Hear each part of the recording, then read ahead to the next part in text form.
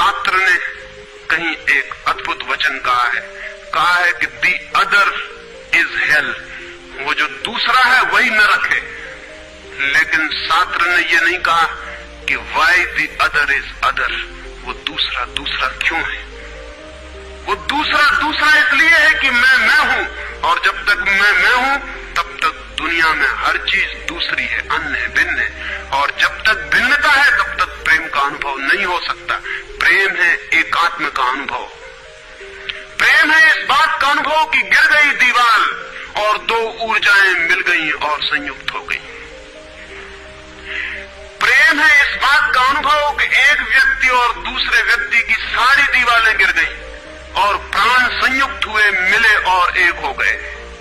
जब यही अनुभव एक व्यक्ति और समस्त के बीच फलित होता है तो उस अनुभव को मैं कहता हूं परमात्मा, और जब दो व्यक्तियों के बीच फलित होता है तो उसे मैं कहता हूं प्रेम।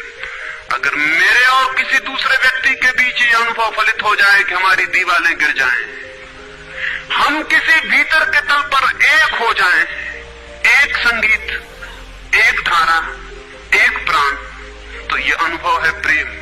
और अगर ऐसा ही अनुभव मेरे और समस्त के बीच घटित हो जाए कि मैं विलीन हो जाऊं और सब और मैं एक हो जाऊं, तो ये अनुभव है परमात्मा।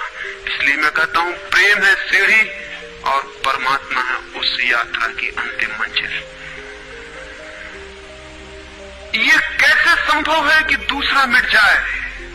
जब तक मैं न मिटूं तब तक दूसरा कैसे मिट सकता है? वो दूसरा पैदा किया है मेरे मैं की प्रतिध्वनि ने। जितने जोर से मैं चिल्लाता हूं कि मैं, उतने ही जोर से वो दूसरा पैदा हो जाता है। वो दूसरी प्रतिध्वनि है, उस तरफ इको हो रही मेरे मैं की। और ये अहंकार, ये ईगो द्वार पर दीवार बन के खड़ी है।